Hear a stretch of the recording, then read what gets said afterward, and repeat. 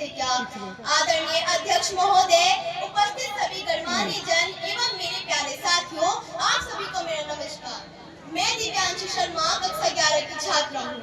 महोदय, आज मुझे इस युवा संसद के अंदर अपने विचार रखने के लिए बुलाया गया है कि जातिवाद और भ्रष्टाचार भारतीय लोकतंत्र कलंक के समान है। मैं इस पर अपने विचार आप सभी के बीच में रखना चाहती हूँ।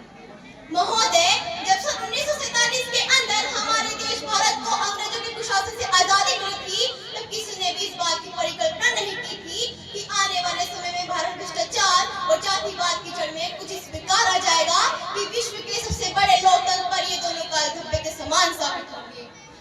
सन 1947 के अंदर न भारत निर्माण की नींव डाली गई, एक आधुनिक भारत के निर्माण की कहानी शुरू हुई। एक ऐसा भारत बनाया गया जो बदलाव की धुनी चादर ओढ़ रहा था। लेकिन उसी वक्त महोदय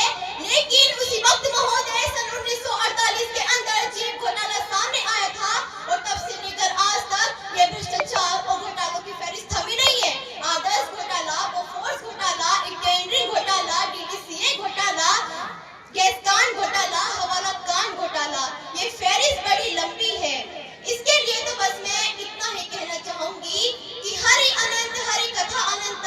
जिस प्रकार से ईश्वर की कथाएं अनंत है, ईश्वर की महिमाएं अनंत है, उसी प्रकार आज हमारे देश भारत के अंदर जातिवाद और भ्रष्टाचार की कथाएं अनंत है। यहाँ तहजीब बिकती है, यहाँ फरमान बिकते हैं।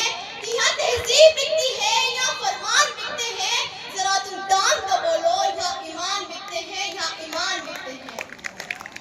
महोदय, हमारे देश भारत के अंदर जातिवाद और भ्रष्टाचार अपनी जड़ें गिराता जा रहा है और आलम ये हो गया है कि ईश्वर की जाति बताई जा रही है।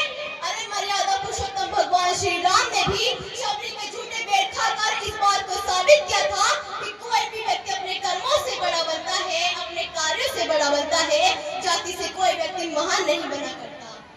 मैं सभी युवा महोदय से निवेदन करना चाहती हूँ, महोदय, हमारे देश भारत की संसद के अंदर आज भी कुछ लोग ऐसे बैठते हैं कि कोई यादवों के नाम पर राजनीति करता है, तो कोई मुसलमानों के नाम पर राजनीति करता है, तो कोई हिंदुओं के नाम पर राजनीति करता है, तो कोई दलितों के नाम पर राजनीति करता है, जिस कारण हमारे देश की राजनीति जातिवाद और भ्रष्टाचार की सीमित सीमा में बनकर रह रही है।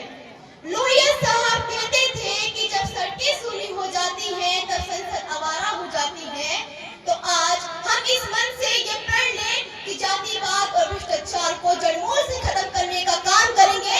ये कलंक के समान है, हम इसे मिटाने का काम करेंगे, हम इसे मिटाने का काम करेंगे। अंत में मैं अपनी वाणी को विराम देकर बस इतना ही कहना चाहूंगी कि देश की दशा बदलनी है तो अंगारों पर चलना होगा, कि देश की दशा बदलनी है तो अंगारों पर चलना होगा।